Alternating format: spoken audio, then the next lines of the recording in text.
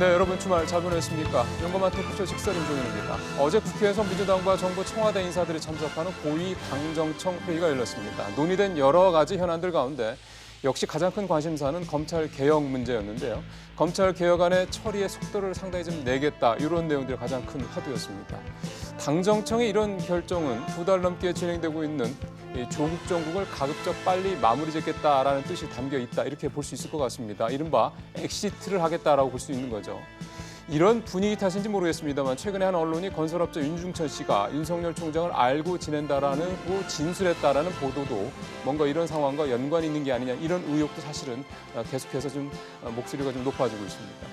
검찰 개혁을 최대한 빨리 마무리해서 조 장관의 퇴로를 열어주고 또 윤 총장도 동반 사퇴하는 시나리오까지 현재 여권을 중심으로 나오고 있는 상황입니다.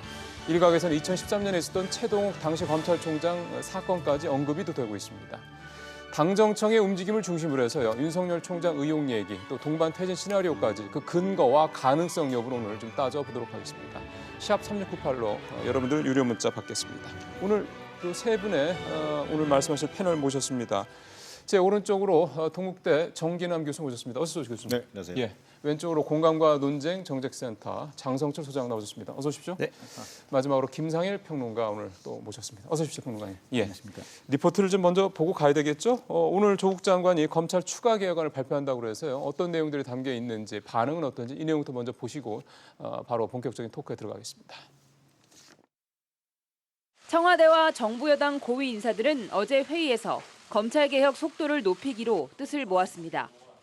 조국 법무부 장관은 특히 검찰개혁에 대한 국민 열망이 헌정사상 가장 뜨겁다면서 무슨 일이 있어도 끝을 보겠다고 말했습니다. 흐지부지 하려고 하거나 대충 하고 끝내려고 했다면 시작하지 않은 것보다 못하다고 생각합니다. 검찰개혁안에는 특수부를 반부패 수사부로 바꾸고 수사 인력을 줄인다는 내용과 수사 과정에서 피의자의 인권을 보호하는 방안을 담기로 했습니다. 조 장관이 오늘 이 개혁안을 발표하면 내일 국무회의에서 확정될 것으로 보입니다. 이어서 민주당은 공수처법과 검경 수사권 조정안 등 패스트트랙에 오른 검찰개혁법안 처리에 나선다는 계획입니다. 한국당은 수사 방해이자 조 장관의 명예로운 퇴진을 위한 명분 쌓기라며 반발했습니다. 조국 전 수석에 관련된 수사도 모조리 공수처로 가지고 갈 수 있다. 결국 조국 구하기용 공수처를 하겠다는 것. 속전속결, 검찰개혁 고삐를 조이겠다는 여권과 절대 수용할 수 없다는 야당의 충돌은 원내대표 간 협의가 시작될 오늘부터 본격화할 걸로 보입니다. 예, 이 얘기부터 좀 본격적으로 좀 시작을 해보겠습니다. 첫 질문은 이은 세 분한테 공통적으로 좀 드리겠습니다. 무슨 얘기냐면 어제 당정청 회의 열렸고요. 그리고 검찰개혁안 오늘 추가로 발표하고요, 조국 장관이. 그리고 내일 그 검찰개혁안을 국무회에서 이제 통과를 시키겠다. 그러니까 이제 완전히 이제 못을 받겠다, 이런 얘기가 좀 되는 건데, 상당히 좀 갑자기 속도가 좀 빨라진다는 느낌을 지울 수가 없어서요. 왜 이렇게 당정청이 회의까지 열어서 이렇게 식으로 검찰개혁안의 속도를 내는지에 대해서 여러분들이 어떻게 생각하시는지 한 말씀 듣겠습니다. 우리 정 교수님부터 먼저 한번 이 순서대로 한번 시작을 해보죠. 어떻게 보십니까? 우선 어제 휴일임에도 불구하고 주말 서초동 집회에 이어서 바로 정부 여당이 고위 당정청 회의를 소집을 했단 말이에요. 그렇죠. 이게 뭐 불과 이틀 전에 소집해서 바로 회의가 확정됐다고 그래요. 아, 이미 예정돼 있던 게 아니고요. 예, 그렇습니다. 11일 날 소집해서 13일 날 회의를 한 거니까 굉장히 좀 빠른 속도로 가고 예. 있다는 것을 좀 상징적으로 보여주는 것 같고요. 저는 어쨌든 이 검찰 개혁을 지금 조국 장관 임명 이후에 검찰 개혁을 쭉 얘기해 왔습니다만, 우선 좀 법적 제도적인 측면에 있어서의 어떤 속도전이 하나 있는 거고요. 그렇죠. 그것은 이른바 지금 패스트트랙에 올라 있는 소위 공수처 설치법이라든지 예. 검경 수사권 조정 법안이 지금 여야 정치 협상 회의를 통해서 뭔가 한번 돌파구를 만들어 보겠다. 그래서 지금 정치 협상 회의가 이미 출범은 했지 않습니까? 그렇죠. 예. 그런 축이 하나 있다면 또 한쪽에서는 우선 당장 할 수 있는 소위 가시적인 검찰 개혁의 성과를 좀 보여줘야 되지 않겠느냐. 그게 이제 이른바 어떤 제도적인 측면에 있어서 당장 검찰청 사무기구 개정안을 통해서 할 수 있는 것들, 이를테면 뭐 공개소환 폐지라든지 특수부 축소라든지 이런 다소 좀 그 국민들이 피부에 와닿을 수 있는 그런 것들을 좀 내놓음으로 해서 검찰 개혁이라고 하는 것이 뭔가 속도감 있게 가고 있구나라고 하는 것에 대한 어떤 그 상징적 장면을 연출하고자 했던 게 아니겠는가. 그다음에 예. 세 번째 예. 얘기한다면 서초동 촛불 집회에서 나타났던 모습. 자, 검찰 개혁에 대한 어떤 최후 통첩 이런 주제가 있었지 않습니까? 예. 거기에 걸맞게 뭔가 국민적 요구에 부응하는 모습을 정부 여당이 빨리 보여줘야 된다. 뭐 이런 것들이 좀 이렇게 맞아떨어지면서 그런 절차적 해결에 나서고 있는 거 아닌가. 자, 그러나 한 가지 변수가 있다면 과연 검찰 수사가 그런 검찰 개혁의 속도에 맞게 원만하게 정해진 뭐 조만간에 정리될 수 있을 것이냐. 이것은 하나의 변수가 될 것으로 보여집니다. 검찰 수사의 결과. 결과가 언제 나올지가 그렇습니다. 변수다. 알겠습니다. 자, 우리 장 소장님은요. 우리 정기남 교수께서는 아주 아름답고 원론적으로 잘 얘기해 주셨는데요. 저는 좀 비판적으로 말씀을 예. 드리자면 두 가지라고 보여집니다. 하나는 조국 구하기, 또 하나는 프레임을 전환하겠다 이 얘기인데요. 프레임 조국 구하기는 알겠고 네. 프레임 전환은 무슨 얘기입니까? 지금 여론조사를 보면 이 조국 사건을 질질 끌고 가면 결국에는 여권에 불리하다라는 그러한 이제 생각이 든 거죠. 오늘 아침 여론조사를 보면은요, 리얼미터에서 여론조사한 것을 보면 더불어민주당 35%, 예. 그다음에 한국당 34% 정도로 많이 줄었네요, 1% 이제. 차이로 예. 거의 줄어들었고요. 그다음에 문재인 대통령 국정 지지도 긍정 지지층이 41.4%로 아주 3% 하락했어요. 네네네. 저번 주보다. 그러니까 본인들도 계속 여론조사를 할 거예요. 그러겠죠. 그 여당에선 그리고 청와대와 이것은 질질 끌고 가면 결국에는 불리하다. 그래서 빨리 검찰 개혁 프레임으로 전환하고 싶다라는 의지의 표현이라고 생각합니다. 예.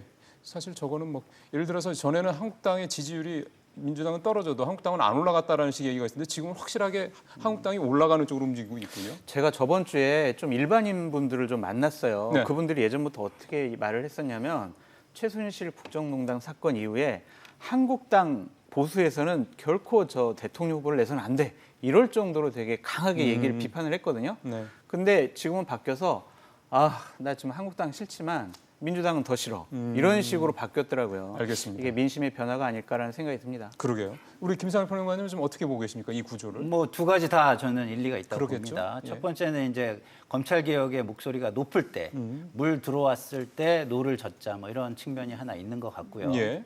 또 하나는 그 우리 장성철 소장님이 말씀하신 부분도 일리가 있다고 보는 게 그 며칠 전인가요? 박지원 의원이 그 한 프로에 출연해서 이런 말씀을 하셨어요. 네. 그 민주당 국회의원들이 본인에게 선배님 뭐 이야기 좀 강하게 해주세요 이렇게 요청을 했다. 이야기를 강하게 달라는 건 무슨 얘기일까요? 그러니까 조국 장관에 대해서 좀 비판적인 비판적으로? 목소리를 좀 내달라 예. 이런 요청인데 그러면 그 요청을 왜 나한테 하냐라고 박지원 의원이 물어봤더니 그 민주당 의원들이 이렇게 얘기를 했다는 겁니다.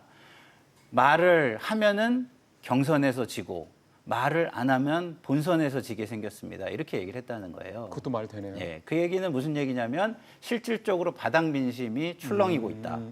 특히 중도층을 중심으로 출렁이고 있다. 이런 이야기가 되는 것이거든요. 그건 무엇이냐면 그 하루 빨리 이 구도를 해소해야 된다라는 그러게요. 필요성이 있는 그렇죠. 거예요. 왜냐하면 지금 우리가 그 공천 작업을 많이 해보지만 하다 보면 어떻게 되냐면 제일 무서운 게 공천 잡음입니다. 공천 잡음. 공천 잡음이 뭐냐면 후보들이 여러 명 있는데 유불리가 후보들 간에 드러나는 순간에 불리한 후보들이 지도부를 향해서 공격이 들어오기 시작을 해요. 그럼 이 상황으로 오면 지금의 상황은 훨씬 더 악화가 될 수가 있다라는 그렇죠. 우려가 저는 있을 예. 거라고 보고요. 예. 그거가 도달하기 전에 이 국면을 해소하는 것이 당이 총선을 생각할 때 바람직하다라는 판단이 있지 않을까 이런 생각이 듭니다. 그러면 이렇게 질문을 한 번 더 드려보겠습니다. 사실은 아까 저 설문조사 잠깐 얘기도 그 연장선상이긴 한데요. 민주당이 사실은 상당히 좀 뭔가 이 최근의 조국 상황 국면에서 약간 그 한 걸음 뒤로 물러나서 한국당이 계속 앞에서 이제 굉장히 공격적인 어떤 그런 모습을 계속해서 유한되게 보여올 때 민생을 챙긴다. 예를 들어서 국정감사라든가 이런 데서 민생을 챙길 듯한 모습을 좀 한동안 좀 보여줬었거든요. 근데 지금 그 여론조사 나오는 결과를 보면은 좀 자꾸 좁혀지고 그러니까 한국당이 올라오고 민주당이 떨어지면서 좁혀지고 있는 상황이다. 그럼 이제 민주당 입장에서 봤을 때는 이제는 확실히 민심이 이반되고 있다라는 걸 그 긴장감 있게 보고 있다 이렇게 이제 이해를 해야 되는 건지 싶어서요. 이 얘기만 이거는 한 1분씩만 짧게 듣겠습니다. 우리 정 교수님은 어떻게 보십니까? 저는 뭐 아직 그 이른바 어떤 전통적인 지지층, 소위 진보층의 어떤 그 그 지지 변화랄까? 이것은 이렇게 크게 보이지 않는다. 특히 또 호남이라든가 이런 쪽에서 예, 예. 여전히 강고한 우세를 보여주고 있는 것 같다. 그러나 그럼에도 불구하고 이른바 중도층의 이반, 소위 그동안 중도층이 한 30% 정도 이상이 또 정부 여당 또는 지금 민주당이 좀 높은 지지를 보였다면 예. 최근 들어서 중도층이 어떤 한국당 지쪽으로 더 옮겨가는 추세가 좀 강화되면서 예. 그 어떤 지지율을 바라보는 정부 여당의 어떤 위기감이 좀 작동하고 있는 것은 사실인 것 같다. 알겠습니다. 이렇게 볼 수 있을 것 같습니다. 예, 이건 우리 김상희 평론가 먼저 듣고 장 소장님 이렇게 하겠습니다. 어떻게 보십니까? 일단은 민생 챙기는 모습을 보여줘서 좀 약간 그 기류를 바꿔보려는 노력을 했죠. 예. 근데 그럼에도 불구하고 국민들은 조국 이슈에 매몰돼 있다는 겁니다. 문제는. 그리고 또 하나 그 민생을 챙기는 모습을 보여줬을 때 파괴력이 있으려면 그 성과가 제대로 나타난 것을 가지고 이렇게 또 보여줬을 때 그렇죠. 상승 효과가 있는데 그렇죠. 말만 있고 성과가 지금 없다라고 오히려 비춰질 수 있는 가능성이 있거든요. 네. 그런 측면에서 그게 아주 강한 효과로 기류를 바꾸어내지는 못했다. 그런 측면에서 볼 때는 네. 조국 이슈를 해소하는 것이 예. 굉장히 중요하겠다라고 다시 느끼는 지점이 될 것 같습니다. 알겠습니다. 우리 장 평론가님도 1분 정도만. 그 여당은요 분리하면 민생을 얘기해요. 예, 예. 그렇기 때문에 예. 민생을 강조하고 민생 국감을 하겠다라고 하는 것 자체가 본인들이 우리가 이 사건은 불리한 구도로구나라고 자인하는 거고요. 네. 콘크리트 지지층은 없습니다. 국민들은 현명하고요. 조국 사건과 관련돼서 뭐 여권에서 지키려고 하는 그런 모습들도 있지만 국민들은 물어보는 거거든요. 과연 이게 공정한 것이냐, 정의로운 것이냐, 이거에 대한 해답을 예. 집권 측에서 주지 못했어요. 그렇죠. 그렇기 때문에 국민들께서는 분노하시는 거고 네. 그 분노는 내년 총선에서 심판으로 나타날 거다. 그러겠죠. 저는 예측을 해봅니다. 맞습니다. 아마 점점점 총선이 가까우는 것도 우리 정기 교수님 말씀하신 대로 좀 여권에서 좀 긴장하게 된 또 이유가 또 하나가 될 것 같습니다. 다시 이제 검찰 개혁안 얘기로 조금 다시 돌아와 보겠습니다. 이제는 어떻게 이제 여쭤보고 싶냐면요. 검찰 개혁안이 이제 법무부 중심에 이제 정부 중심의 검찰 개혁안이 이제 오늘 이제 조국 장관이 이제 추가로 발표를 하면 사실상 이제 거의 아마 마무리가 될 거고 이제 그걸 내일 이제 국무회에서 통과를 시키겠다는 거고. 그러면 이것과 검찰이 그동안에 4차례 정도에서 이제 꾸준히 내놓았던 자체 개혁안과의 비교를 좀 하면서 말씀을 좀 들어봤으면 좋겠는데 왜 그러냐면은 자유한국당에서 이 정부의 좀 검찰 개혁이 이런 모습을 가지고, 그러니까 일테면 아까 우리 정 교수님 얘기하신 대로 법이 아니라 시행령 같은 이런 밑에 하위 법령을 가지고 개정하는 걸 가지고 헌법 위반이다 이런 주장을 좀 하고 있기 때문에요. 헌법 위반이라는 주장이 이제 근거가 뭔지도 뭐 그것도 중요하겠습니다만 이렇게 주장하는 부분들에 대해서 이제 이 검찰 개혁안이 그렇다면 국민들이 생각하는 검찰 개혁안과 이제 매치, 즉 접합 정도가 어느 정도냐 이 부분을 한번 좀 세 분의 의견을 좀 듣고 싶습니다. 이건 우리 장 소장님부터 한번 이렇게 가보죠. 네, 개편안 내용을 보면은요, 저는 개혁안이라고 하지 않고 개편안이라고 하겠습니다. 개편안, 예. 네. 특수부 3곳 외에는 폐지를 하겠다. 그러니까 3곳은 서울, 대구, 광주. 그렇대요. 여기만 남겨놓고 폐지하고 특수부를 반부패 수사부로 바꾸겠다라는 거고요. 이름을. 네, 그다음에 검찰의 직접 수사를 축소하겠다. 이거는 특수부 폐지랑 같이 가는 그렇죠. 겁니다. 그리고 형사부와 공판부를 강화하겠다. 그리고 네 번째 마지막으로는 공개 소환을 폐지하고 심야 조사도 소환을, 자제하겠다. 심야 조사 제한을 추진하겠다고 하는 건데 저희가 이제 문제 제기하고 싶은 것은 왜 이 시점이냐라는 겁니다. 시점? 예, 시점이 문제라고 보여져요. 이러한 사항들은 한국당에서는 이거보다 더 강한 개혁안을 내놨어요. 그러니까 특수를 완전히 폐지를 하자. 3곳에 남겨두지 말고 아예 다 폐지하자라는 게 한국당의 입장인데 이것은 조국 장관 일가의 수사를 방해하기 위한 하나의 꼼수 아니냐. 그래서 가짜 개혁 아니냐 이런 것이 한국당의 입장인데요. 결국에는 조국 장관을 구하기 위해서 이 국가 공권력을 좀 무력화시키려는 의도가 있지 않느냐. 이러한 의심이 있는 겁니다. 그러면 질문을 다시 드리면 네. 검찰 개혁안 지금 나온 것 자체에 대해서는 지금 한국당은 완전 폐지까지 얘기했다고 하지만 특수부를 장소장 입장에서 봤을 때는 지금 검찰 개혁안이 정부안이든 검찰안이든 이 정도면 어느 정도 과거의 어떤 관행에서 조금 벗어날 수 있다. 개선된 거라고 볼 수 있다. 이렇게 판단하세요? 그렇죠. 피의자의 어떤 인권을 보호하는 측면에서는 괜찮은데 저는 특수부를 폐지하는 부분에 대해서는 좀 이견이 있어요. 왜냐하면 저희가 특수부 수사 받을 일이 없잖아요. 네. 권력자 그다음에 우리 대기업 이런 분들을 수사하는 알겠습니다. 것인데 예. 이것을 좀 폐지한다는 것 자체가 좀 의문스럽습니다. 예, 뭐 공수처가 그걸 이제 이를테면 이제 뭐 공백을 메워줄 거다 이런 얘기도 있기 때문에 그 얘기는 우리 다른 두 분 말씀을 통해서 좀 듣도록 하겠습니다. 우리 김평론가님은 어떻게 좀 이 상황에서 좀 보시고 계십니까? 일단 검찰 개혁은 필요하죠. 그렇죠. 특히 이제 가장 필요한 부분은 그동안 권력의 신여로서 움직였던 부분, 이게 가장 큰 것이고요. 두 번째는 그 권력을 자의적으로 남용한 부분, 요거라고 그렇죠. 봅니다. 예. 수사 관행상의 문제. 예. 그렇다고 본다면 이거는 굉장히 필요성이 있지만 우리가 개혁을 해도 빨리 하는 것이 중요하냐, 제대로 하는 것이 중요하냐, 이 부분이 있어요. 근데 제대로 하려면 이거는 국민의 기본권에 영향을 미치는 부분입니다. 그러면. 검찰은 수사권을 가지고 있기 예. 때문에. 그래서 헌법 논란 이야기도 나오는 건데 헌법엔 뭐라고 돼 있냐면 국민의 기본권을 제한하는 것은 법률에 의거해서 해야 된다라고 돼 있기 때문에 모든 걸 법률로 먼저 규정을 해야 돼요. 네. 그런 다음에 하위 규정들이 이제 나오는 것이죠. 예. 근데 이제 구체적으로 어느 부분이 헌법에 위배되는지는 제가 잘 모르겠습니다만은 그 부분을 제가 좀 아침에 찾아보려고 했는데 잘 못 찾긴 예, 하겠더라고요. 그래서 그거는 좀 별개로 하고요.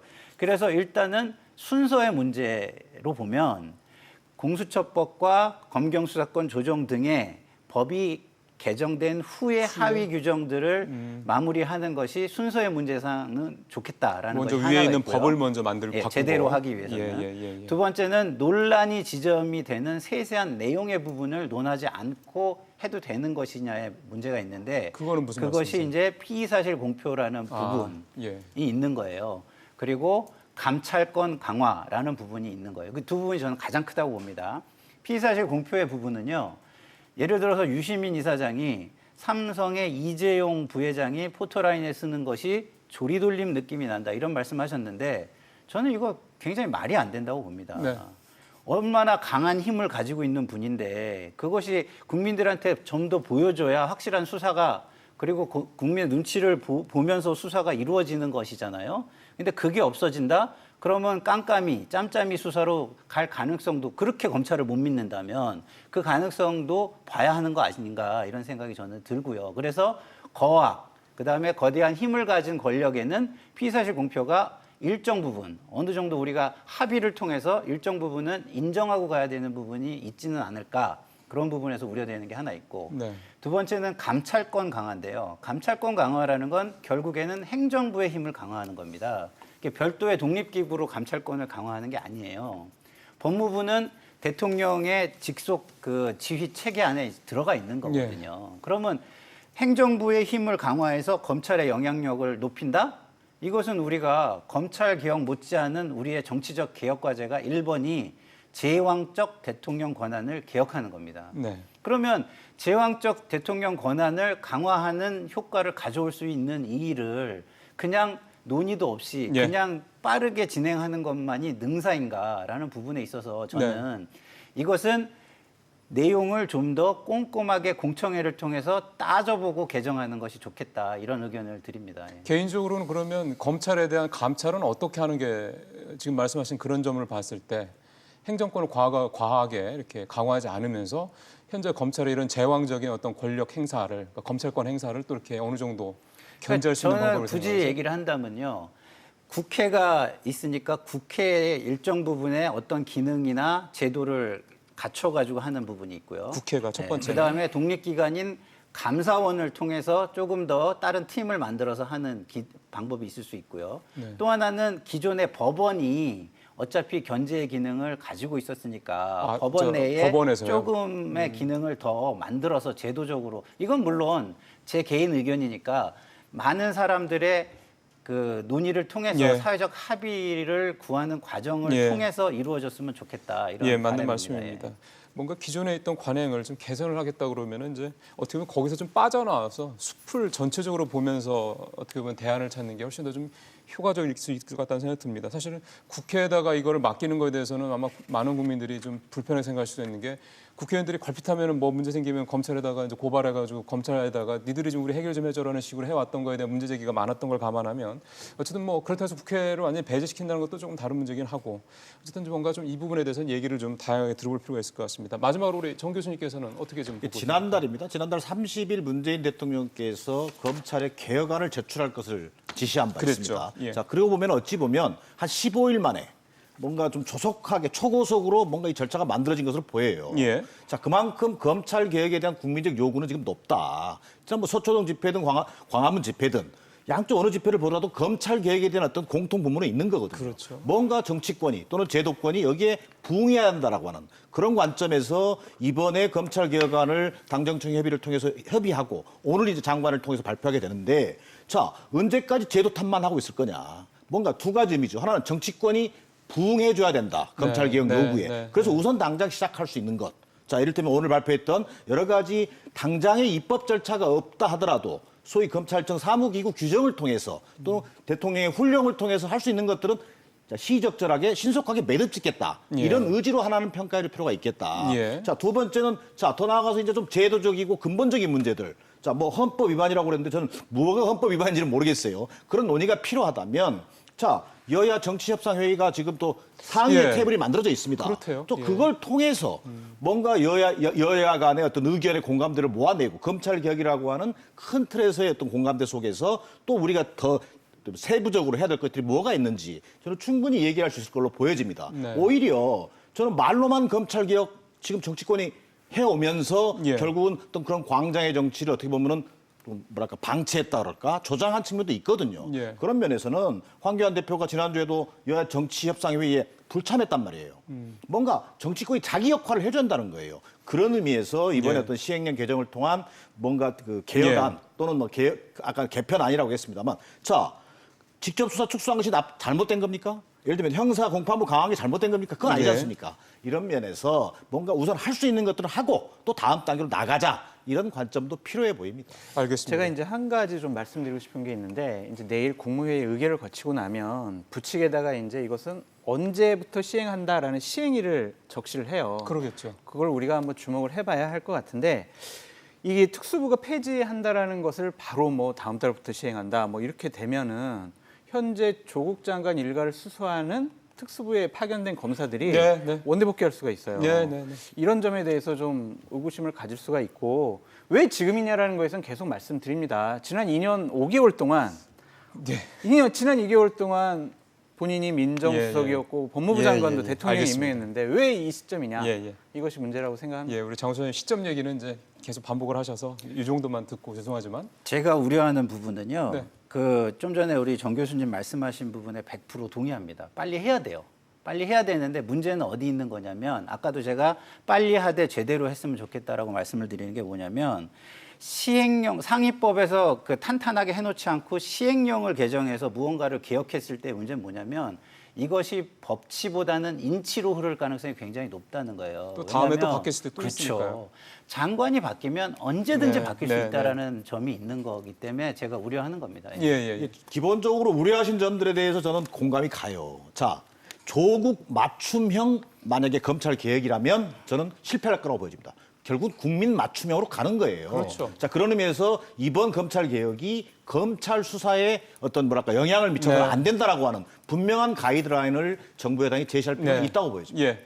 아까 우리 장 소장님 말씀하신 부칙의 그 시점을 언제, 그러니까 시행 시점을 언제 하느냐. 그거는 사실 내용 나오고 얘기해도 뭐 우리가 충분히 괜찮을 것 같습니다. 뭐 벌써 우리가 설마 이렇게 어떤 예단을 해가지고 얘기할 필요는 없을 것 같고 그 얘기 나오면 다시 한번 얘기하죠.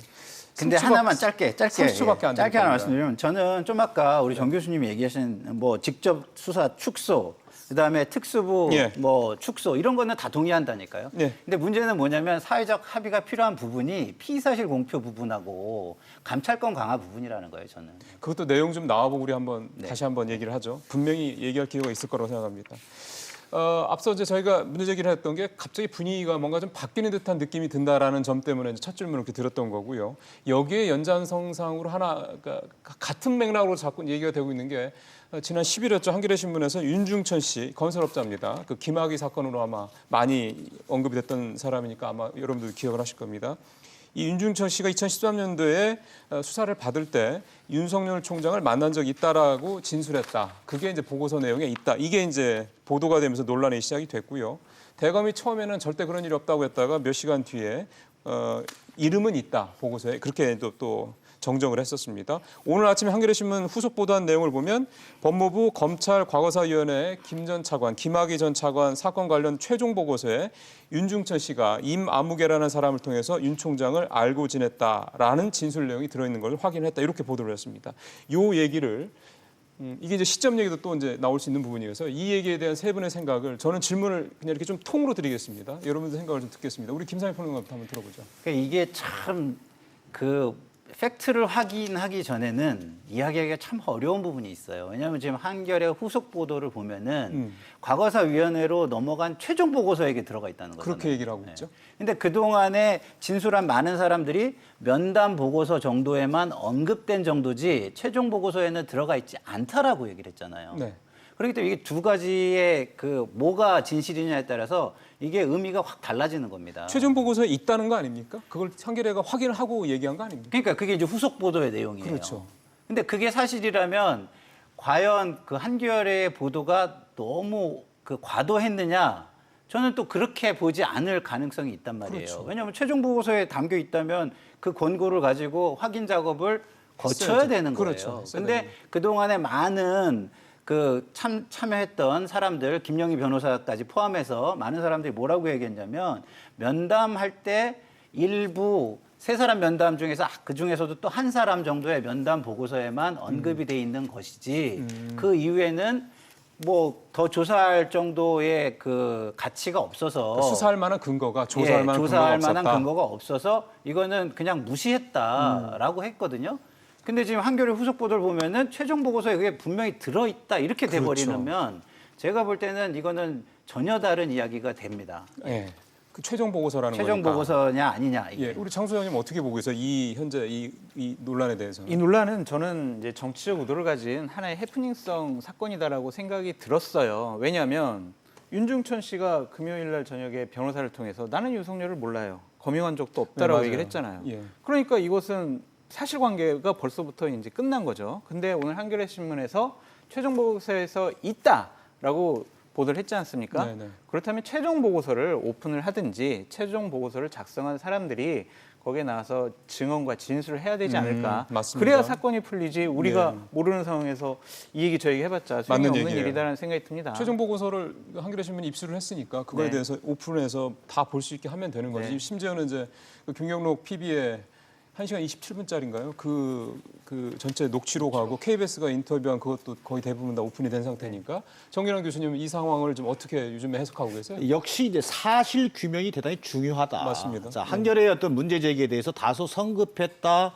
또는 뭐 충분한 어떤 그 진술이라든가 증거들이 제시되지 않았던 것 아니냐, 뭐 이렇게 이른바 부실한 게이트키핑으로 인한 또 무리한 보도 아니었냐 여러 가지 비판이 있었습니다. 자, 그럼에도 불구하고 오늘 또 한겨레는 어쨌든 후속 보도를 내놓은 셈입니다. 예. 결국은 자 여러 증인들의 참 관련자들의 어떤 발언을 통해서 면담 보고서라고 하는 것이 거론됐지만 예. 한겨레 오늘 보도에 따르면 최종 보고서에 구체적인 쪽수까지 나와요. 1207쪽에 그렇더라고요. 뭐 이렇게 언급돼 있다라는 거거든요. 자, 그렇다면 한겨레 제시한 어떤 그 과정에 대해 그 결과에 대해서 이제는 이 시간을 이렇게 오래 끌 일도 아닌 것 같다. 자, 이미 이제 윤석열 검찰총장이 바로 어쨌든 간에 허위사실 또는 뭐 명예훼손으로 지금 고소한 거 아니겠습니까? 예, 해당 기자 고소했죠. 그렇다면 이건 빨리 대검이 직접 나서서 사실관계, 이른바 자료 공개라든지 진위 검증에 나설 필요가 있겠다. 주장만 있게 되면 또 이것이 미국 속에 맞습니다. 빠질 가능성이 있어 보인다. 예. 물론 검찰총장의 수사를 과연 검찰이 얼마나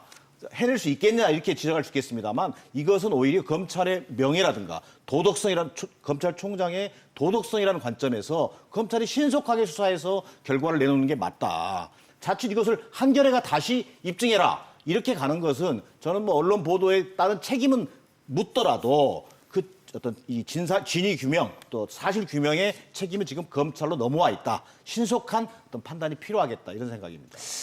예. 그래서 이걸 바라보는 시각이 좀 여러 가지 얘기들이 나오고 있습니다. 그러면서 나오는 얘기가 2013년도에 최동욱 당시 검찰총장이 이제 혼외자 의혹 보도 때문에 당시 조선일보에서 보도를 하고 그 이후에 이제 감찰에 들어가자 이제 사표를 내고 이 상황이 이제 당시 이제 최동욱 총장 사건인데 요거의 대자비가 아니냐라는 식으로 검찰 내에서 이제 주장이 이제 나왔거든요. 그럼 이제 결국 이게 이제 정치적인 뭔가 의도가 있다라고 아까 우리 장 소장님 잠깐 언급하셨던 이제 그런 식으로 해석할 여지가 있다라는 건데 근데 또 보고서에 이름이 있다 그러면 이걸 또 그렇게까지 봐야 되는 거냐는 생각도 분명히 들 수가 있는 거고 일반 우리 국민들 입장에서 봤을 때는 장 소장님은 어떻게 보세요? 그러니까 어쨌든 저는 처음에 정치 의도를 갖고 있었다고 생각을 한 것이 모든 사람들이 다 부인을 했어요. 아, 사실이 아니라고 했고. 근데 이제 이런 보도 났으면 다시 확인을 해야 될 텐데 우리 저 한겨레 보도가 나온 시점이 언제냐면요. 조국 장관의 측근으로 활동했던 윤모 총경이 구속당할 때쯤이었어요. 10일이 예. 예. 그때쯤이었어요. 네네. 그러니까 아 이거 혹시 이 검찰 수사에 대한 어떤 정당성을 좀 훼손시키려는 그런 의도 아니냐, 그런 정치적 의도가 있는 거 아니냐라는 생각이고 더 나아가서 예. 아 이거 그러면 조국 장관 부인인 정경심 교수가 구속이 될 때쯤 해서는 아니 윤석열 본인 아니면은 장관의 윤석열 총장의 예. 부인 아니면 장모의 예. 어떤 일까지 나와서 윤석열 총장의 수사 이것의 정당성을 훼손할 거다. 이런 추측까지 나오고 있는 상황입니다. 근데 최종 보고에서 이렇게 이름이 있다라는 거는 뭔가 또 좀 신뢰성을 부여할 수 있는 게 또 처음에 아닐까요? 이제 윤중천 씨는요 이랬다는 거죠. 아, 난 많은 검찰 사람들 검사를 알아보고 누구도 알고 누구도 아는데 아 윤중열 그 사람도 아는 것 같은데 이런 식으로 나왔다는 건데 과연 그 수준인지 아니면 정말 사실관계가 어떤 것들이 좀 정확하게 적시돼 있는 건지 그것들은 우리가 자료를 봐야 될 것 같아요. 예. 자, 그럼 여기서 쫙 예. 이게 완전히 새 장이 열린 거예요. 저도 처음에 기사를 보고서는 방송에서 그런 이야기를 했어요. 이게 기사 가치는 충분히 있는 건데 한겨레가 너무 과도한 표현과 과장을 한 거 아니냐. 예. 그 기사 가치에 비해서 기사가 너무 예민한 시점에 너무 과도하게 기사가 나간 거 아니냐. 이렇게 저도 봤었거든요. 근데 오늘 아침 보도를 보면은 또 그렇게만 얘기할 수 없는 글쎄요. 장으로 바뀌었어요. 최종 보고서에 있다면 그거는 어떻게든 그 과거 진상조사단에서 어떻게든 이거를 처리한 것을 남겼어야 되거든요. 이거는 그러니까요. 사실 무근으로 밝혀져서 물어봤더니. 아무것도 아니었다라든가 뭔가 있어야 되는데 그게 없어요. 예. 그러나 이제 야당은 그렇게 비판을 할 수 있고 그다음에 중도층에 있는 분들도 이게 그렇게 개운하지 않다는 느낌은 있을 수 있어요. 왜냐하면 언론도 정무적인 판단을 전혀 안 하는 건 아니거든요. 그런 측면에서 보면 예. 그런 건 있지만 예. 그래도 우리가 그런 식으로 하면 결국 진영 싸움분이 안 되기 때문에 그거보다는 사실이 뭐냐 진실이 뭐냐에 이미 드러난 거니까 드러나기 예. 전이면 그걸 따져도 정무적인 판단이 되지만 예. 그 태양 아래로 나온 거면은 그렇죠. 이걸 어떻게 잘 처리하냐에 집중하는 것이 더 맞겠다 이런 생각이 듭니다. 예, 사실 지금 김평론가님 말씀 중에 이제 한겨레 신문이 얘기했던 두 가지 그러니까 포인트가 있습니다. 하나는 이제 만났다, 알고 지냈다라는 포인트 하나, 또 하나는 그때 나왔던 이름이 윤석열 총장만 있었던 게 아니라 한상대 총장, 윤곽근 전 고검장, 박충근 차장검사 이런 사람들 이름이 나왔었는데 이 사람들조차도 검찰에서 확인을 하고 그러니까 진술이 나왔음에도 불구하고 사실 확인을 그러니까 조사를 하지 않았다 이거거든요. 그러다 보니까 이게 사실이라면 정말로 국민들 입장에서 봤을 때는 그러면 뭐야? 조국 장관 수사는 그렇게 뭐 먼지 털기식이라는 얘기까지 나올 정도로 수사를 하면서 제 식구들은 진술이 뭐 근거가 없다는 식으로 수사를 안 했다. 이건 말이 안 되는 거야. 이런 생각을 할 수가 있거든요. 이 논란을 잠재우기 위해서라도 뭔가 검찰이 액션을 취해야 된다는 얘기가 나올 수밖에 없을 것 같습니다. 네, 그렇습니다. 그러니까 한겨레의 문제의식, 그 기사의 문제의식은 저는 검찰의 제 식구 감싸기. 이른바 이 김학의 사건에서 보여줬던 이게 1차, 2차, 뭐 과거사 진상조사단, 뭐 또 수사단 이렇게 넘어오는 과정이 있잖아요. 이런 과정이 결국은 검찰의 제 식구 감싸기라고 하는 문제의식이었거든요. 네. 그다음에 또 하나는 검찰이 가지고 있는 수사 독점권. 자, 이 진술이 뭐 이게 친밀성이 있든 없든 검찰이 수사를 할 거냐 말 거냐를 결정을 스스로 해버린 거잖아요. 예. 그런 부분에 대한 문제의식이라고 보여지는데 저는 어쨌든 한겨레 기사가 여러 가지 뭐 정치적 의도도 뭐 나름대로 의심받고 있지만 어쨌든 오늘 아침 시점까지의 보도에 통해서 본다면 엊그제 여한섭 대구지검장 그 당시에 수사단장이죠. 김학의 그렇습니다. 수사단장이 얘기했던 자, 윤 총장 이름을 본 적이 없다. 이건 어떻든 간에 둘 중에 한 사람은 거짓말을 하고 있는 거거든요. 자, 윤중천의 진술이 거짓말이거나 또는 여한섭 단장 그 최종 보고서의 1207페이지에 만약에 윤석열의 이름이 있다면 여한섭 단장도 지검장도 사실 거짓말한 셈이 되는 거거든요. 예. 물론 자 윤중천이 진술했다고 해서 다 그걸 수사하느냐라는 그런 문제식이 있을 수 있습니다. 그러나 일반 국민들이 바라보는 것은 좀 전에 앵커께서 말씀하셨던 것처럼 자 한상대든 또는 중요한 어떤 거물급이든 뭐 또 고위직 인사 이름이 거론됐을 예. 때 과연 검찰이 거기에 대한 나름대로의 수사 의지를 가지고 살펴봤느냐라는 그런 문제 의식에 대한 답이 분명히 있어야 되는 것이죠. 예, 예. 그리고 또 예, 하나는 예. 역시 이제 그 윤준초 씨의 거짓말 여부를 우리가 뭐 배제할 수는 없는 상황이기 그럼요. 때문에 그걸 네. 균형 있게 볼 필요가 있겠다 예, 예. 이런 판단입니다. 예, 예, 김평론. 검찰의 제 식구 감싸기는요 정말 그 검찰의 적폐거든요. 이거를 해소하지 않으면 검찰이 바깥에다가 뭐 우리가 바뀌겠다라고 말하는 게 그 굉장히 무의미해지는 그러면, 겁니다. 네, 네. 그래서 또 특히나 지금 윤석열 검찰총장 같은 경우 청문회 과정에서 윤대진 검사장과 관련해가지고 거짓말 논란이 한번 일어난 적이 있어요. 그 전화를 윤석열 했다, 총장이요? 예, 예, 전화를 알고 했다 안 있습니다. 했다. 그런 것들이 있고 그거로 인해서 촉발된 네. 게 뭐였냐면 그러면은 자기 조직에는 충성을 하는 거냐? 그럼 예? 그 국가와 네. 뭐 이런 거에 충성하는 게 아니라 검찰이라는 조직에 충성하는 거냐 이런 논란이 있었거든요. 맞아요. 네. 이런 거를 벗기 위해서라도 이런 거는 그 조사를 해서 밝혀주는 것이 더 맞는 거였고요. 예. 그런 측면에서는 한결의 문제의식은 저는 틀리지 않다라고 봅니다. 예, 알겠습니다. 근데 이제 저는 이게 윤석열 총장이 하나 또 저는 좀 약간 개운하지 않은 뒷맛을 남기는 게 뭐냐면 이걸 고발을 검찰에다 했다는 거예요, 고소를. 제가 볼 때는 이거는 경찰에다 했어야 경찰에다 했어야 맞죠. 예. 알겠습니다. 혹시 뭐 장 소장님 더 코멘트 하실 거 있으시면 저는 그- 짧게 한 말씀 더 듣고. 예, 검찰 제 식구 감싸기라는 차원으로 보기보다 당시 시점을 봤으면 좋겠어요. 저는 자꾸 시점을 얘기하는데 당시 윤중천 관련한 네, 수사가 네. 진행될 때쯤에서는 윤석열 검찰총장은 문재인 대통령께서 가장 아끼는 사람이었어요. 그다음에 적폐 수사를 하고 검찰총장으로 수사 시점이라는 게 2013년도를 얘기하는 아니, 겁니다. 마무리해가는 마무리할 때 이번에 얘기- 예, 예. 마무리해가는 시점이 이제 차기 검찰총장으로 네, 네, 네. 또 이렇게 오르내리고 있었는데 이것은 결국에는 권력 눈치 보기 아니냐. 검찰 제식구 예. 감싸기보다 권력을 눈치 예. 본 것이다라는 생각도 들어요. 예. 저희가 지난주에 한번 저희 프로그램을 통해서 사법개혁에 대한 민주당 그 싱크탱크 민주연구원이었나요? 거기서 뭐 법원도 개혁을 해야 된다는 목소리가 있다라고 얘기를 하면서 이제 일단 뭐 그건 차치하고요. 그거에 대한 의도는 차치하고 사실은 사법부에 대해서 제 식구 감싸기 그다음에 또 정관예우라는 것도 아주 고질적인 또 관행 하나 있지 않습니까? 이런 부분들이 어떻게 보면은 다 국민들 정서로 봤을 때는 다 바뀌어야 될 어떻게 보면 소위 말하는 이제 개혁의 대상, 소위 말하는 적폐의 대상이다라는 거를 많이들 생각을 하실 것 같은데 이것도 역시 같은 선상에서 좀 논의를 해봐야 되는 문제라는 생각이 듭니다. 검찰만 개혁한다고 뭐 우리나라 사법계가 법조계가 바뀌는 건 아닐 테니까요.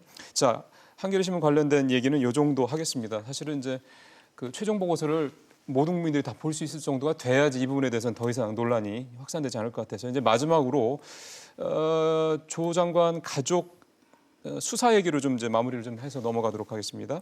지난 주말이었죠. 어제였던 것 같은데요. 주말에 정경심 교수가 이제 4번째 소환을 해서요. 또 이제 조사를 받았습니다.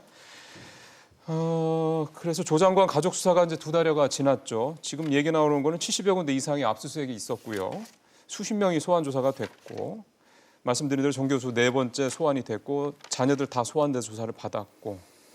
근데 왜 검찰은 아직까지 영장을 치지를 못하는 거냐, 영장 청구를 못하는 거냐에 대한 궁금증들이 그래서 좀 나오고 있는 것 같습니다. 이 얘기를 좀 해보도록 하겠습니다. 이건 우리 정 교수님부터 한번 해볼까요?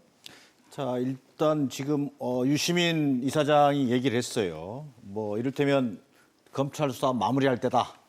뭔가 또 지금까지 어떤 결정적인 어떤 스모킹건이 없으니까 이렇게 나온 거 아니냐, 뭐 이런 얘기가 나왔는데, 자, 소위 이른바 정경심 교수를 둘러싼 지금 소환 여부를 두고 과연 검찰이 이번 주 뭐 마지막 소환인 것인지 또는 2-3차례 더 소환한 뒤에 구속영장을 청구할지 모르겠습니다만 현재까지 대단히 수사가 지금 지지부진한 건 사실인 것 같다. 네. 그것은 뭐 피의자의 뭐 지금 정경심 교수죠.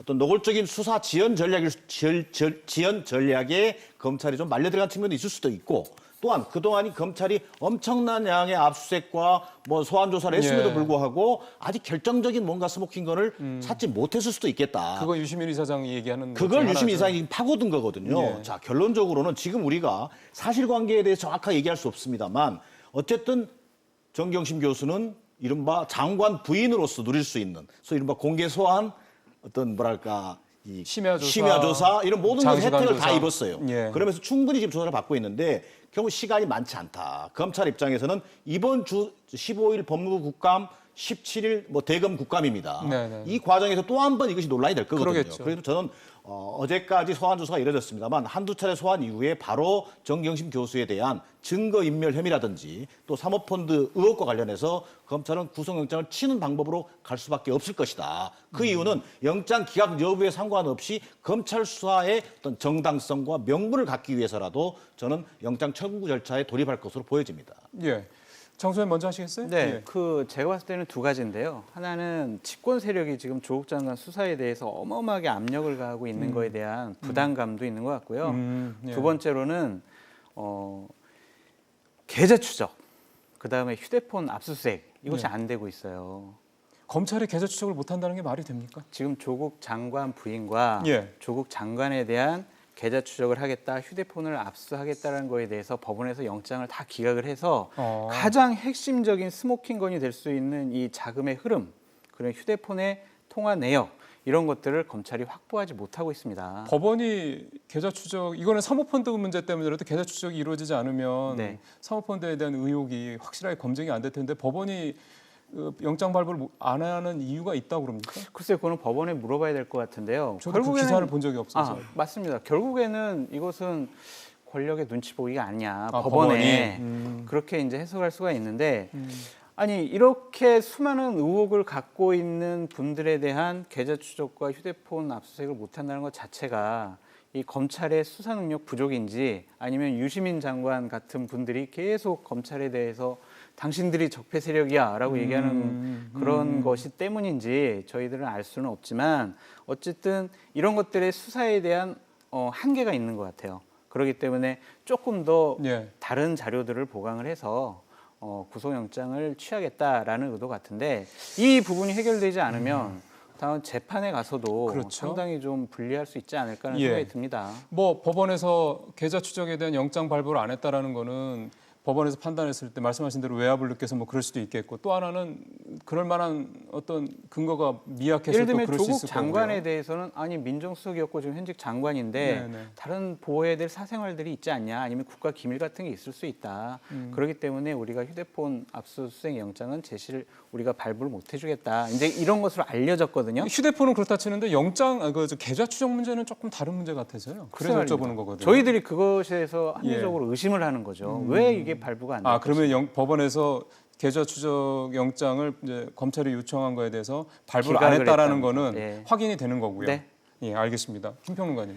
저는 이제 뭐 법원에 대해서는 우리가 이야기를 줄여야 된다는 게 제 기본 입장입니다. 그게 무엇이건 간에 네. 그 안에서 그리고 제도적으로 바꿔야지 사안별로 이야기를 하면은 법원이 흔들리고 법원이 흔들리는 건 그렇죠. 사회 전체가 흔들리는 걸 의미합니다. 그래서 저는 그건 이야기 안 하는 게 맞다고 보는데 저는 이제 법원 얘기를 빼고 일반 국민의 시각으로 현 상황을 바라볼 때 그래도 굉장히 혼란스러울 것이다라는 생각은 들어요.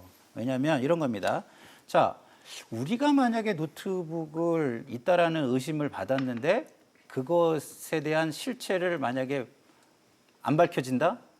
이상하잖아요. 일반인들 같은 경우는 너무 쉽게 밝혀질 거예요. 잠깐만요. 그죠? 노트북 얘기는 정경심 교수 정경심 노트북에 교수 지금 노트북 얘기하는 뭐 거죠. 소재를 파악할 수 없다. 그 얘기를 그렇죠. 지금 얘기하시는 예, 거죠? 예. 예, 예. 그거 이상하잖아요. 일반 국민 시각에서 내가 검찰에 가서 조사를 받았다면 이거는 어떻게 이게 어떻게 숨기겠어요? 그런 부분이 이상한 거고 또 하나 계좌 추적 부분도 우리 장석철 소장께서 말씀하신 수준까지는 아니지만 이 자금 흐름 지금 그 주가 조작과 관련된 자금 흐름을 특정해서 만약에 요구를 한다면 그걸 계좌 추적을 못하게 한다? 그 부분에 대해서는 그렇게 되면은 이거는 예, 좀 이상하거든요. 그런 측면에서 볼 때 일반 국민들은 좀 혼란스럽다. 예. 법원 그러니까 왜 일반 국민 혼란스러운 거는 법원이 알고 있는 게 어디까지인지를 모르니까 혼란스러운 거예요. 그러나 예. 그거를 조금 규명해 줄 필요는 있다라고 생각하는 게 전직 영장 판사를 지낸 그 이모 교수님이 이런 얘기를 했어요. 과거의 영장과 관련된 기준은 이런 거였으니 지금 현재 영장을 발부하고 안 하고 했을 때도 그 기준을 국민들에게 예. 밝혀줘라라고 제안을 했거든요. 그래서 그 부분은 일정 정도 지금같이 혼란한 시점에서는 그 법원의 신뢰를 위해서도 그 정도는 해주면 그 판단은 본인들이 예. 하지만 판단의 근거 정도는 사후적으로 국민에게 예. 좀 더 이야기해주면 좋지 않을까 이런 생각이 예, 들고요. 예. 예, 예. 두 번째는 스모킹건이 없다. 이것이 이제 유시민 이사장의 말씀이에요. 네. 근데 이거를 어떻게 알았죠? 저는 이 부분도 검찰 개혁의 없다라고 중요한 부분. 얘기를 추정을 한 걸 얘기한 거 아닙니까? 아니 추정을 했지만 거의 확신에 찬 목소리로 하잖아요. 예? 예. 이게 그렇긴 하죠. 저는 정치 검찰의 문제라고 봐요. 피의사실 공표도 정치 검찰의 문제일 수도 있어요. 그러나 이거는 언론을 통해서 즉각 국민에게 네. 공표가 되는 것이지만 영향력 인사들에게 피의사실을 흘린다? 이런 거는 네. 검찰의 그 정치적 중립, 정치 검찰의 해소라는 또 다른 검찰 적폐의 해소의 부분에 해당한다고 보기 때문에 유시민 이사장이 저렇게 얘기하는 거는요. 어딘가 자꾸 검찰에서 내부적인 뭐가 예, 소스를 드는 게 가지고 있다. 얘기한다 이런 느낌을 주는 그러겠죠. 것은 대단히 안 좋다. 예. 저는 이렇게 생각합니다. 뭐 그게 뭐 언론을 통해거나 또는 뭐 일부 야권 그 자유한국당 의원들을 통해서 나오는 것만 피의사실 공표 문제고 유시민 이사장을 통해서 나오는 거는 피의사실 공표가 아니다 이렇게 얘기할 수는 분명히 없는 거니까요. 특히 이제 계좌 추적 문제 같은 경우 좀 WFM의 주식을 조범동 그 오촌 조카죠 조범동 씨의 처가 이 씨인데 그 이 씨 그분이 수십억 원어치를 갖고 있거든요. 그 부분이 일각에서는 좀 나오는 의혹은 그게 결국은 정경심 교수가 파킹하는 거다. 정경심 교수의 이제 차명 계좌다 이런 얘기들이 있기 때문에 사실 그런 부분에서도 이제 계좌 추적이 필요한 게 아니냐 그런 주장들이 있는 겁니다. 그래서 어쨌든 계좌 추적이 좀 법원에서 영장 발부가 안 됐다 그러니까 그 부분에 대해서 좀 이유가 뭔지 그 부분이 좀 궁금하다라는 말씀을 드린 거고요. 지금 뭐 노트북 얘기까지 좀 하셨기 때문에 사실 지금까지 나온 정 교수 수사와 관련된 부분에서는 소위 말하는 최신판까지는 저희가 거론을 좀 한 것 같습니다. 이제 마지막 얘기를 좀 들어보겠습니다. 이게 이제 결국은 정치적으로 이제 해석을 해봐야 될 부분이기 때문에 결국 세 분께서 생각하시는 바가 이 질문에서 답이 좀 나올 것 같은데요. 동반퇴진 시나리오입니다. 무슨 얘기냐면 여권을 중심으로 해서 조국 장관과 윤석열 검찰총장이 동반해서 이제 물러나는 시나리오가 흘러나오고 있다. 이게 이제 저희가 오늘 이제 세 분을 통해서 듣고 싶은 말씀인 건데요. 왜 이런 시나리오가 나오는지 그렇다면은 이 시나리오의 백그라운드에는 어떤 정치적인 의도가 담겨 있는 건지 참고로 말씀드리면 12월 중순쯤이 아마 이제 공직자들이 내년 총선에 출마한 사람들 아마 사퇴해야 될 그 데드라인이 아마 12월 중순 정도로 알고 있거든요. 120일인가 되니까요. 그것도 좀 감안을 해서 세 분께서 이 시나리오에 대해서 어떻게 생각을 하시는지 한 2분 정도 시간이 있습니다. 한 말씀 듣겠습니다. 자, 우리 김상현 평론가부터 한번 돌아보죠. 네. 그러니까 이 동반퇴진이라는 말은 낯선 단어가 아닙니다. 그렇죠. 한 번 이미 있었죠. 김동연 부총리와 장하성 실장의 동반퇴진이 있었죠. 그럼 왜 그런 거냐면 굉장히 정치적 고려를 한 거예요. 왜냐하면 국정 운영의 동력을 유지하기 위한 그 방법입니다. 예. 근데 문제는 뭐냐? 이렇게 해야 이제 그 지지자들의 지지를 잃지 않으면서 그 페이지를 다음 페이지로 넘겨갈 수 있으니까 이렇게 하는 건데 지금 요번 동반퇴진론의 문제는 무엇냐면 이것입니다. 일단은 검찰총장의 임기가 2년으로 보장돼 있다는 거예요. 예. 이 부분이 그러면 법치를 훼손하는 거 아니냐라는 부분을 고민해야 되기 때문에 이것이 동반퇴진론이 과거의 동반퇴진론과 다른 부분이 있다. 그래서 예. 잘 생각해야 된다 이런 생각이 들고요. 두 번째는 동반퇴진을 시키는 것이 능사냐? 저는 그렇지 않다고 봅니다.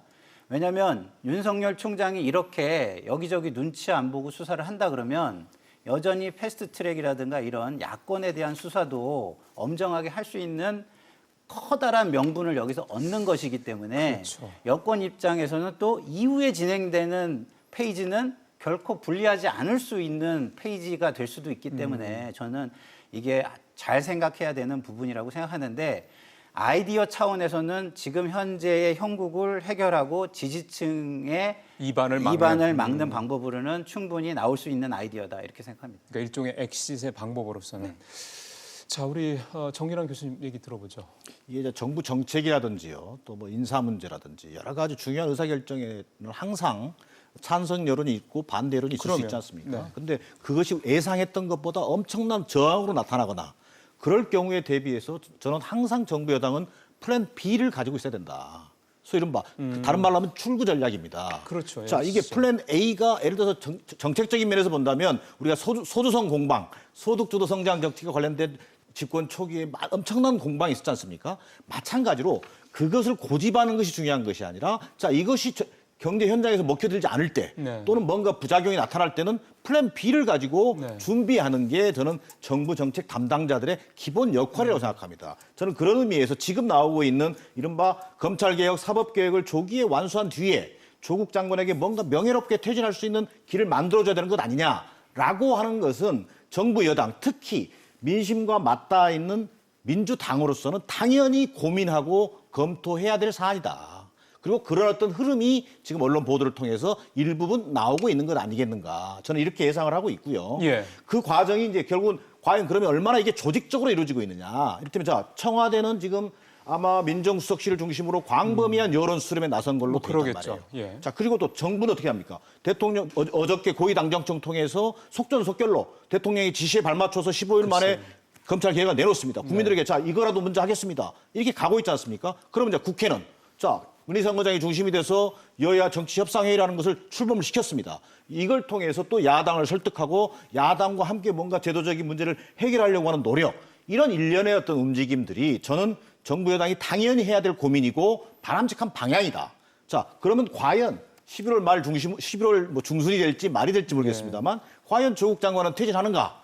이 문제를 뭐 부닥칠 수 있겠죠. 저는 그 부분은 역시 앞서 얘기했던 것처럼 검찰 수사가 결국은 그 방향을 결정할 것이다. 예. 검찰 수사 역시 10월 말 또는 11월 초쯤이면 어느 정도 가시적인 성과가 나올 수밖에 없거든요. 그 여하에 따라서 이를테면 의미 있는 수사 결과가 나왔을 경우에 뭐 조국 장관이 명예로운 퇴진이 과연 불가능해질 수도 있는 뭐 그럴 수도 것이고요. 있는 거죠. 여러 가지 변수가 있을 걸로 보여지고요. 또 하나의 변수라면 역시 야당이 원활하게 자유한국당을 중심으로 한 야당이 검찰개혁에 원활하게 협조해 줄 것이냐. 네, 네. 뭐 이런 문제가 지금 하나의 변수로 남아있는 것 같습니다. 그러면 조국 장관의 명예로운 사퇴 뒤에 빅픽처는 뭐 있다고 생각하시는 겁니까? 아니면 그거는 아니라고 생각하시는 겁니까? 그것만 어쨌든 간에 짧게 한 말씀. 저는 빅픽처가 있다기보다는 이 난국을 헤쳐나가는 하나의 해법의 일환으로 제기되고 있다. 이 두 달여 동안 전국을 이렇게 소모적으로 만들었던 이 조국 정국에서 빠져나오는 엑시트 정도의 성격이다. 알겠습니다. 우리 장 소장님 어떻게 보십니까? 동반퇴진론은요 정치적인 꼼수입니다. 조국 장관은 사퇴해야 되지만 윤석열 총장이 사퇴해야 될 이유가 전혀 없어요. 범죄자와 범죄 혐의자를 저렇게 수사를 잘하고 있는데 압력에 굴하지 않고 잘하고 있는데 왜 사퇴를 합니까? 이것은 집권 세력이 그만큼 윤석열 총장 우리가 너무 불편하구나 그런 생각인데 불편하다. 예, 본인들이 임명한 검찰총장이잖아요. 맞아요. 예. 본인들이 인사청문회 때 그렇게 검찰 개혁의 적임자라고 얘기를 했었고 이것은요 동반퇴진론 나온다는 것은 본인들이 집권 세력으로서의 정당성과 신뢰성을 상실하는 행위예요. 본인들이 우리는 국정 운영에 능력이 없어라는 것을 자백하는 것이라고 저는 생각이 듭니다. 그렇기 때문에 이런 일들이 벌어져서는 안 될 것 같고요. 예. 결국에는 여권 내부에서는 이런 거죠. 11월에 조국 장관을 정리를 해야 총선 준비가 가능하다. 이렇게 얘기를 총선 전략. 했는데 오늘이 딱 총선 6개월 전이에요. 4월 15일인데 오늘 10월 15일이잖아요. 그러네요. 예. 총선 6개월 전입니다. 모든 것을 선거에만 맞추고 있는 집권 여당, 나라가 걱정됩니다. 예. 그런 면에서 보면 자유한국당을 비판하지 않을 수가 없죠, 사실은 또. 왜냐하면 정부 여당으로서 얼마나 답답하겠어요. 아까 정 교수님 말씀 주신 것처럼 자유한국당이 모든 논의에서 목리만 부리고 사실은 이 현 정부와 여당을 비난하는 데만 올인을 하지 대안을 가지고 건설적으로 참여하려는 거는 전혀 또 보이지 않는 것도 있거든요. 예. 그런 측면이 지금 여당이 어느 정도의 독주를 할 수 있는 공간을 열어주고 있는 것도 있다. 그런 측면을 자유한국당이 반성해야 된다. 예. 이거는 또 저는 꼭 짚어야 되는 부분이라고 봅니다. 우리 장 소장님도 뭐 하실 말씀이 우리 시간이 지금 별로 없어요. 한 30초 정도만 짧게. 우리 예. 김상일 평론가께서도 여당도 해보고 야당도 해보셨는데 야당이 힘이 있습니까? 또 대한 야당이 있습니까? 이거는 교과서에나 예. 나오는 얘기지 너무 원론적인 얘기를 하셨어요. 예. 형평성 차원에서 혹시 우리 정 교수님 한 30초 시간 있는데 하실 게 있으시면 말씀하시고 아니면 이제 마무리를 하려고 합니다. 자, 검찰개혁 국민의 명령입니다. 자, 이게 여야가 달리 갈 수 없습니다. 네. 그리고 이것은 광자의 정치 더 이상 지속돼서는 안 됩니다. 국회 시간으로 만들어내야 됩니다. 그러기 위해서는 더더욱 정부 여당의 어떤 뭔가 진정성 있는 예. 검찰 개혁도 중요하지만 야당의 협조가 절대적으로 요구되는 시점이다. 알겠습니다. 이 말씀을 드리고 싶습니다. 그 얘기는 저희가 잠시 이슈 따라잡기해서 우리 최순애 평론가님과 얘기를 좀 할 겁니다. 그래서 여기서 시간도 시간입니다만 조금 이제 마무리를 하겠습니다. 뭔가 약간 좀 분위기가 2달여 동안 계속됐던 아주 그냥 그 빠져 있었던 함몰돼 있었던 소위 말하는 조국 정국에서 좀 빠져 나오려는 움직임들이 일단 시작이 된 것 같긴 합니다. 이게 실종됐던 정치가 정상으로 복귀하는 거라면 참 다행이죠. 한번 지켜보도록 하겠고요. 오늘 우리 정기남 교수님, 장성철 소장님, 김상현 평론가님과 얘기 나눠봤습니다. 말씀 잘 들었습니다. 고맙습니다.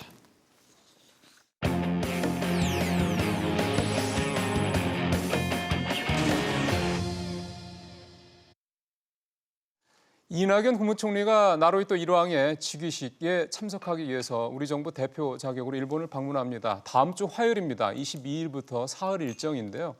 역시 관건은 아베 총리와 만날 수 있을 것이냐 여부입니다. 세상 돌아가는 소식 이슈 따라잡기 잠시 후에 최순애 평론가와 함께 얘기 나눠보겠습니다. 이낙연 국무총리는 오는 22일 방일 첫날 일왕 즉위식과 연회에 참석하고 둘째 날인 23일에는 아베 총리 주최의 연회에 참석합니다. 이 밖에 일본 정재계 주요 인사 면담과 동포 간담회 등의 일정이 예정돼 있습니다. 방일 기간 중 가장 주목되는 건 아베 일본 총리와 별도 면담을 할지 여부입니다. 현재 면담 일정을 조율 중이라는 게 정부 설명입니다. 성사된다면 대법원 강제징용 판결 이후 1년여 만 양국의 최고위급 대화가 됩니다. 일본의 국가적인 잔칫날, 최고위급 인사를 보내는 것 자체에서 우리 정부의 유화적인 메시지를 읽을 수 있습니다. 현재로선 면담이 이뤄진다 해도 일정상 20분 안팎에 그칠 가능성이 큽니다. 따라서 이 총리가 아베 총리에게 일본의 수출 규제나 한일 군사정보 보호협정 관련 우리 정부의 입장을 전하긴 하겠지만 깊이 있는 논의까지 가기는 어려울 거란 관측이 많습니다. 또 한일 갈등의 핵심이라고 할 수 있는 징용 배상 문제를 풀기에는 양국의 입장이 너무 첨예하게 맞서 있습니다. 청와대 고위 관계자도 한일 관계가 완전한 원상 회복이 되려면 사전에 긴밀한 대화가 필요한 것 아닌가 생각한다고 말해 아직 양측 간 이견이 크다는 점을 시사했습니다. 예, 리포트 내용 잘 들어보셨습니다. 지금부터 좀 이낙연 총리가 일본을 방문하는 내용을 중심으로 해서 최순애 평론가니까 얘기를 좀 나눠보겠습니다. 어서 오십시오. 예. 그 이낙연 총리는 사실은 우리 정치 쪽에서도 대표적인 지일 인사로 잘 알려져 있잖아요. 실제로 뭐 예전에 신문사 계실 때 동경특파원도 오래 했고 한일 의원연맹 뭐 이런 데서도 활동을 오래 하셨고 등등등.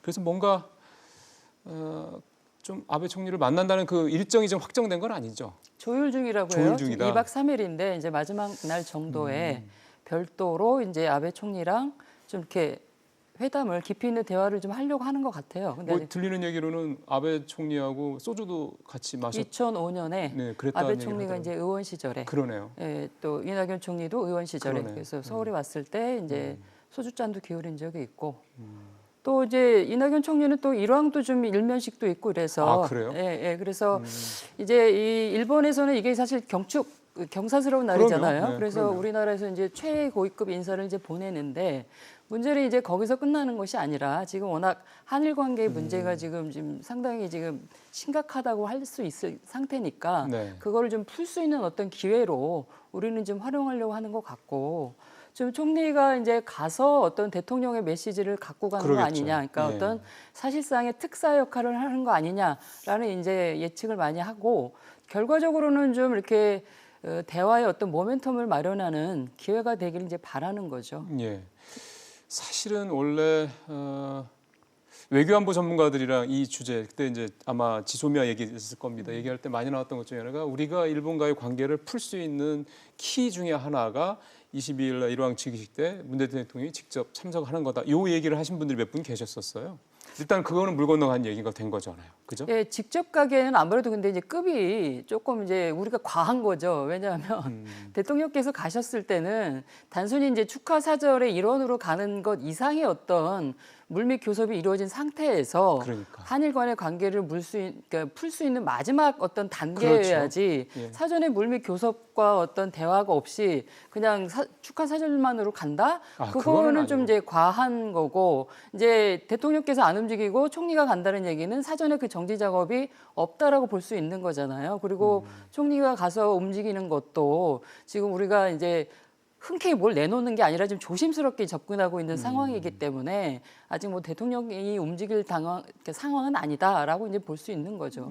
알겠습니다. 사실은 이제 뭔가 그렇게 해서 이 사건이 이 사태도 좀 빨리 좀 풀렸으면 하는 뭐 기업인들 같은 경우도 그런 생각을 하시는 분들 더 많으시겠습니다만 그런 말씀들이 좀 있어서 아직은 이낙연 총리의 방문을 봤을 때 특사작이 어떤지는 아직은 확인되지는 않았지만 뭔가 돌파가 됐으면 하는 바람들은 분명히 있는 거 아니겠습니까? 예, 그 아마 특사 의미를 내포했을 것 같고 지금 분위기가 조금 무르익었다고 볼 수 있는 게 이낙연 총리의 이제 방일에 대해서 일본의 어떤 언론계도 환영하고 있는 입장이고 지금 아베 총리가 지난 8일날 그 참의원 선거 연설에서도 한국과는 좋은 이웃이다. 뭔가 이 문제를 풀 수 있는 거를 한국이 가져오면 예. 좋겠다라는 뭔가 이제 그 우리한테 어떤 뭐 기회를 주는 듯한 발언을 했는데 강경한 발언보다는 그래도 조금 낫지 않나 싶은 생각이 드는 거죠. 근데 사실 더 빈정상하는 표현이죠.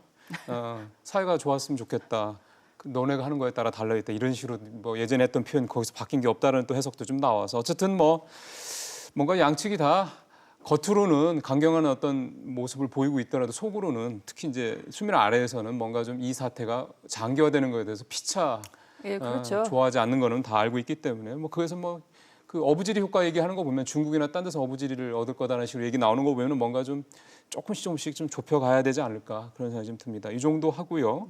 정치 쪽 얘기해 보죠. 지난주 금요일에 여야 4당 대표가 만나서 정치협상회의를 개최를 했습니다. 정치협상회의라고 그러니까 뭔가 좀 약간 힘도 좀 있는 것 같고 여기 보니까 다 대표들이 참석을 했더군요. 이해찬 대표나 이렇게. 이게 뭡니까?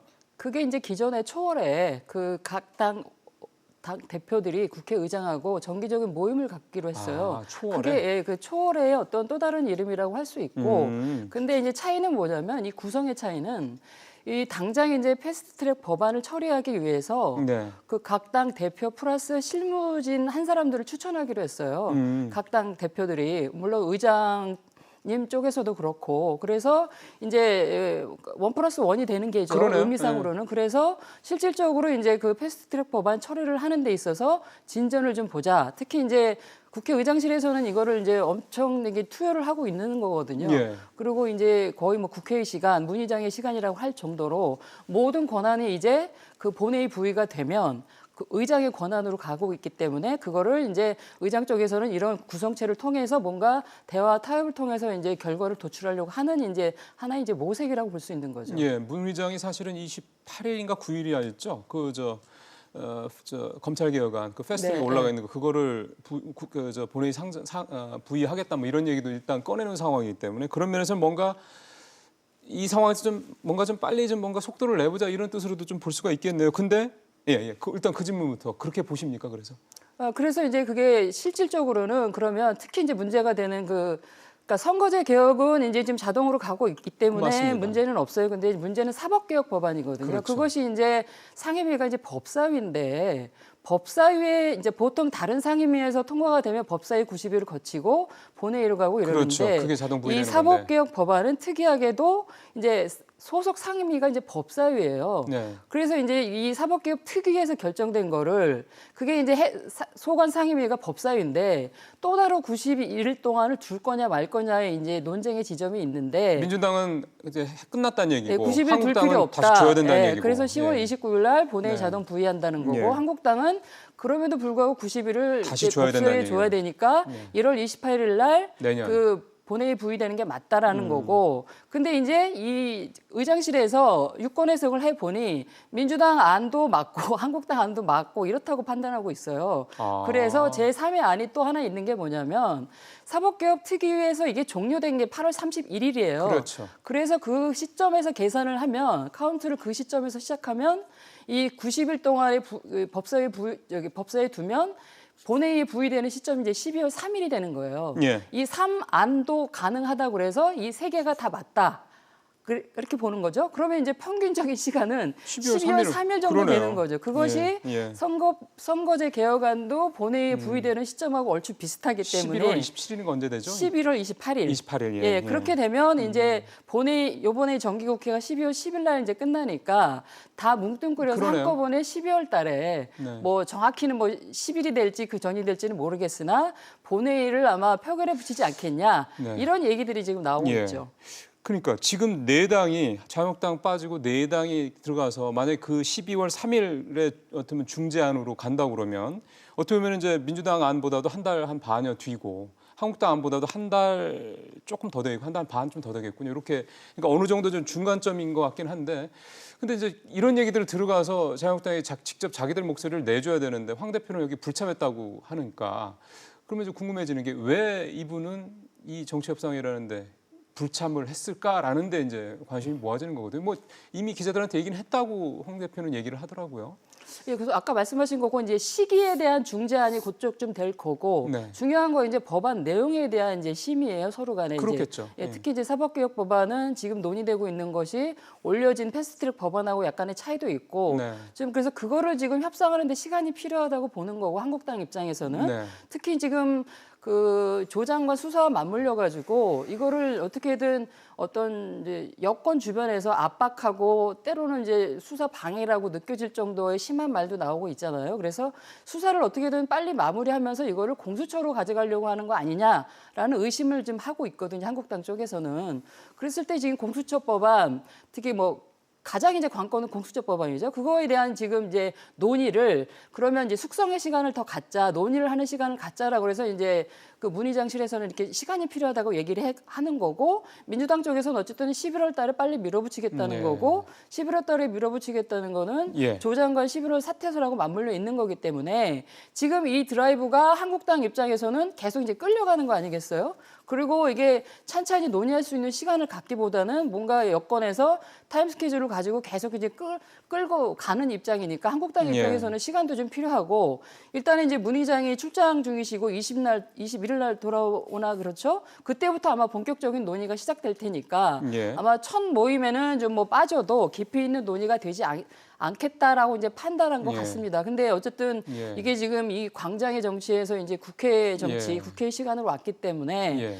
한국당 입장에서는 뭐 반대한다 그러면 반대하는 안으로 가서 일단은 협상을 하고 대화를 네. 하는 게 일단은 국민들이 볼 때 아, 대안 세력으로서 그래도 뭐 신뢰가 간다라는 모습으로 예. 비춰지지 않을까 싶네요.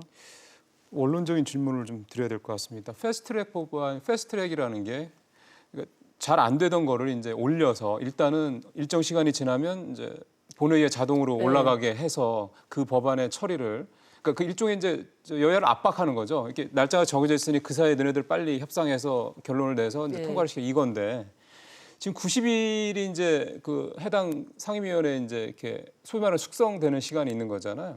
해당 상임위에서는 180일, 180일, 법사위에서는 90일, 법사위에서 90일, 본회의에 60일 이번 이렇게. 60이 되는 거죠. 그 정도 시간이면은 충분히 숙성될 수 있는 시간 아닙니까? 그러니까 이게 12월 3일로 가든 뭐 11월 뭐 20 며칠 날 되든 간에 결국은 이게 어느 정도 정리가 돼야지 결국은 이 검찰 이거 사법개혁안은 사실 말하면 지금 검찰개혁안과도 맞물려서 돌아가는 거라 국민들 입장에서 봤을 때는 이게 어느 정도 빨리 국회에서도 좀 같이 해서 올해 내로 어느 정도 정리가 됐으면 하는 생각들을 하시지 않을까 싶은데.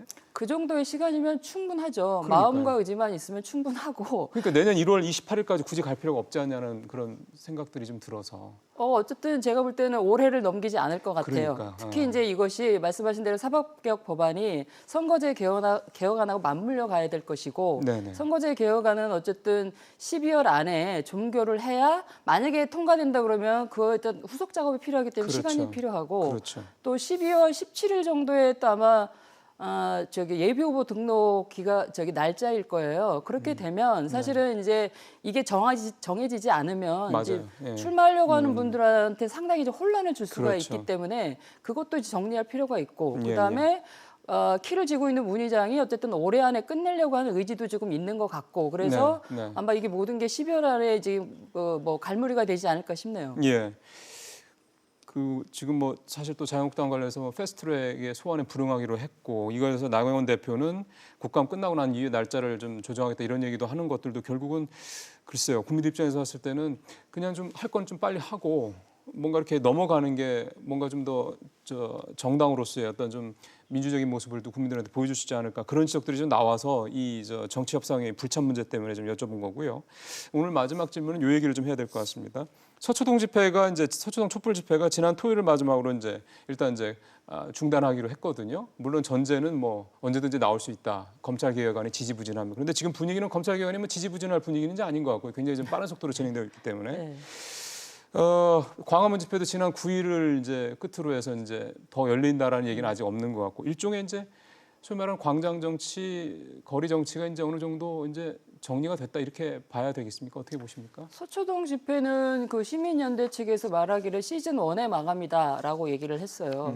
그래서 이제 사태를 보고 예. 진행 상황을 보고 다시 이제 수집될 수 있다라는 것처럼 얘기를 좀 한 마당이에요. 근데 예. 어쨌든 서초동이든 광화문이든 이게 여론전 아닙니까? 지지 세력을 광장으로 불러내게 한 여론전인 거고 광장은 사실은 이제 그 나의 주장을 이제 이렇게 샤우팅하지 상대 진영 얘기를 이렇게 귀담아 듣고 합리적 사고를 하지는 않잖아요. 뭐 한쪽만 있으니까요. 예, 뭐 이제 그런 차원인 거고 그래서 어쨌든 대화와 어떤 타협, 어떤 협상 이런 것들이 부재에서 오는 그러나 지금 이번에 광장 정치는 사실은 대통령의 인사권 통치 부분에 대한 문제의식 때문에 출발한 거 아니겠어요? 단초는 출발은 국민들이 거의 뭐 과반 50% 이상이 부적절하다고 하는 장관을 임명해서 촉발된 거고 또 대통령께서 뭐 장관은 장관의 일을 하고 총장은 총장의 일을 하면은 된다고 그러는데 장관의 일은 내버려두고 총장의 일과 관해서 자꾸 이제 관여하는 일이 생기니까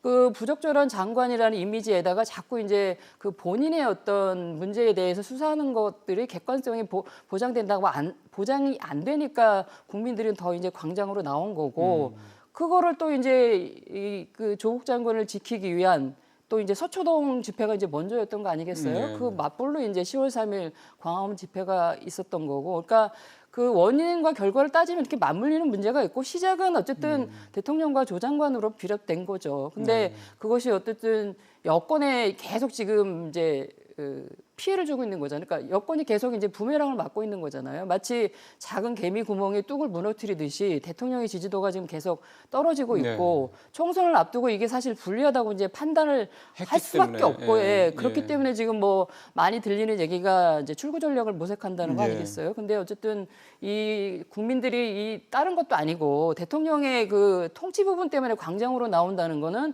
정치력의 부재고 무엇보다도 대통령이 반성해야 될 대목이고 이 상황 정리를 어쨌든 타당하게 국민들이 볼 때 머리를 끄덕끄덕 할 정도로 타당할 정도의 어떤 해법을 제시하면서 이 전국을 마무리하시는 게 좋겠다는 생각이 듭니다. 정치력의 부재라는 말씀을 하셔서 그 정치력의 부재는 사실 야권도 할 말 없는 거 아닙니까? 일단 인사권에 있어서 조 장관의 인사를 하는 데 있어서 뭐 야당하고 이렇게 사전에 뭐 이렇게 그건 이제 정무수석이 나서는 거죠. 대통령이 나선다기보다 이런 사전에 그렇죠. 어떤 협상이나 대화나 이런 게 상당히 없었다고 봐야 되는 거예요. 이제 말하자면 그런 거예요. 그러니까 소통의 부재. 대통령이 이제 지금 이제 현재 정무수석이 두 번째 정무수석 아니에요? 강기정 수석이요? 첫 번째 정무수석 때도 그런 문제가 제기됐었어요. 야당하고 끊임없이 대화하고 찾아가고 그리고 이쪽의 입장을 자꾸 설명하고 이해를 시키고 그러면서 우리가 또 이제 어느 정도 대통령의 통치권을 인정해주는 부분이 있거든요. 아무리 여야가 이렇게 대립과 정쟁 속에 있다 하더라도 이제 그런 부분에 대해서 너무 소홀한 거 아니냐. 야당을 인정하지 안 하고 너무 경시한 거 아니냐라는 이런 대목은 저는 뼈아프게 받아들여야 된다고 생각을 하거든요. 예. 일단 뭐 마무리가 됐으니까 또 상황을 좀 봐야 되겠군요. 이런 부분에 대해서는. 오늘 말씀 잘 들었습니다. 예. 검찰 개혁을 요구하는 서초동 촛불 집회가 지난 토요일 9차를 마지막으로 종료가 됐습니다. 조국 장관 사퇴를 요구하는 광화문 집회도 지난 9일을 끝으로 이제 다시 열린다는 얘기 아직 없습니다. 조국 장관의 거취를 둘러싸고 두 갈래로 벌어졌었던 국민들의 목소리도 이제는 수면 아래로 내려갔습니다. 정치 실종에서 비롯된 국민들의 거리 그리고 광장 행은 이제 여야에 대한 정치 복귀 명령이다 이렇게 볼 수 있습니다. 많이 늦었지만 그리고 자유한국당이 아직 참석하지 않고는 있지만 여야 정치협상회의나 당정청의 검찰개혁 속도 내기는 어떻게 보면 이런 정치 회복을 요구하는 국민들의 명령에 대한 화답이다 이렇게 볼 수도 있을 겁니다. 나라 안팎의 경제 상황을 둘러보면 우리에게 유리한 걸 찾아보기 쉽지 않을 정도로 상당히 좀 어렵습니다. 이제 정상으로 복귀해야 될 때입니다. 직설 마치겠습니다.